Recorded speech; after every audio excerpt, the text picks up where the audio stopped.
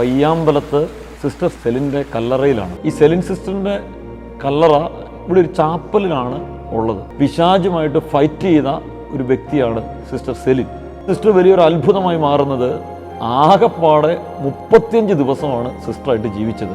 സിസ്റ്ററിൻ്റെ വീട്ടിൽ താമസിച്ചിട്ടുണ്ട്. ഞങ്ങളുടെ കയ്യിൽ നിന്നാണ് സിസ്റ്റർമാർ വീട് വാങ്ങിയത്.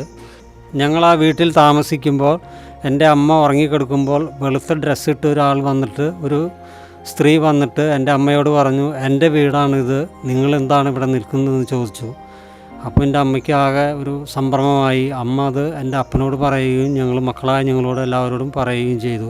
പിന്നീട് സിസ്റ്റർമാർ ആ വീട് വാങ്ങുകയും ഞങ്ങൾ വേറെ താമസമായി മാറ്റി പോവുകയും ചെയ്തു. ഈ കോൺവെൻറ്റിൽ നിന്ന് ഞങ്ങൾ അവിടെ കത്തിക്കുന്ന വിളക്കിലത്തെ എണ്ണ കൊണ്ടുവന്ന് രോഗശാന്തിക്ക് വേണ്ടി ഞങ്ങൾ പുരട്ടുകയും പാനീയമായി ഭക്ഷിക്കാറും ചെയ്യുന്നുണ്ട്. ഞങ്ങളുടെ അസുഖങ്ങൾ മാറ്റി തരാറുണ്ട് സിസ്റ്റർ.